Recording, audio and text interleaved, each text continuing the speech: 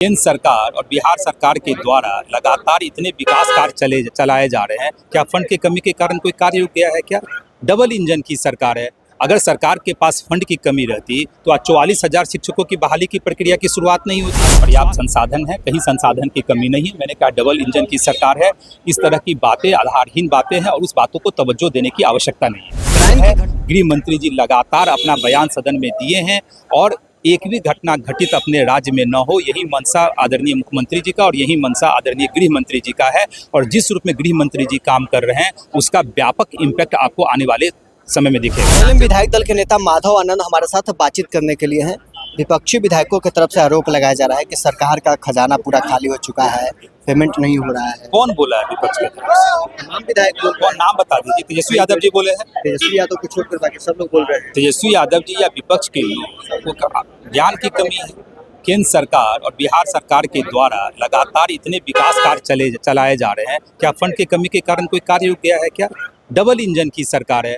अगर सरकार के पास फंड की कमी रहती तो आज 44,000 शिक्षकों की बहाली की प्रक्रिया की शुरुआत नहीं होती। स्वास्थ्य विभाग में जितने खाली हैं उसके जो है सो भरने की व्यवस्था की जा रही है। पंचायती राज में जितनी खाली पोस्ट है उसको भरने की व्यवस्था की जा रही है। तो इस तरह की नकारात्मक बातें करना, आधारहीन बातें करना, यही तो कारण है कि विपक्ष के लोगों को जनता भी सीरियसली नहीं लेती है। हम तो पत्रकार भाइयों से भी आग्रह करते हैं कि आप लोग भी समझ रहे हैं क्यों सीरियसली उनके बातों को लेते हैं। सीरियसली बात लेने की जरूरत ही नहीं है। जब बात में तथ्य नहीं हो, आधारहीन बातें करें तो उस पर कमेंट करना भी उचित नहीं लगता है। विधायकों का कहना है कि जो स्थिति मार्च के महीने में आता था वो फरवरी के महीने में आ गया। आप एक अर्थशास्त्री भी हैं, आपको क्या लगता है कि ऐसी स्थिति सरकार के खजाने पर अभी है? सरकार के पास पर्याप्त संसाधन है, कहीं संसाधन की कमी नहीं है। मैंने कहा डबल इंजन की सरकार है। इस तरह की बातें आधारहीन बातें हैं और उस बातों को तवज्जो देने की आवश्यकता नहीं है। क्राइम की घटनाएं लगातार बढ़ते जा रही है, इसको लेकर विधायकों की तरफ से सवाल किया जा रहा है। क्राइम के मैटर पे हमारी सरकार सीरियस है, संवेदनशील है।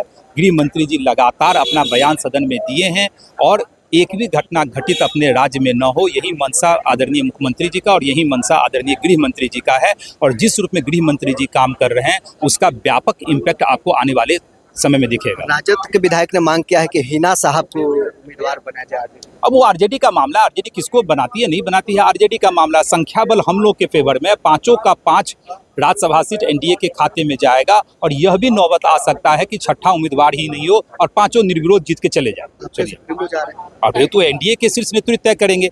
निश्चित रूप से उनको जाना चाहिए, लेकिन यह मैं कौन होता हूँ बोलने वाला। जब एनडीए के शीर्ष नेतृत्व बैठेंगे तो तय होगा। आरएलएम विधायक दल के नेता माधव आनंद हमारे साथ बातचीत कर रहे थे। तमाम मुद्दों को लेकर उनका क्या कुछ कहना था। राज्यसभा चुनाव को लेकर भाई वीरेंद्र ने मांग कर दिया है कि आरजेडी हिना साहब को उम्मीदवार बनाए। साथ ही आरजेडी विधायकों का कहना है कि सरकार का खजाना पूरी तरह से खाली हो चुका है। जो महिलाओं को 10-10 हजार रुपये दिए गए उसको लेकर जो सरकार का जो खजाना है वो पूरी तरीके से खाली है। इस आरोप पर क्या कुछ माधव आनंद जवाब दे रहे तो आपने सुना है। बहरहाल इस खबर में इतना ही। आप बने रहे न्यूज़ 4 नेशन के साथ।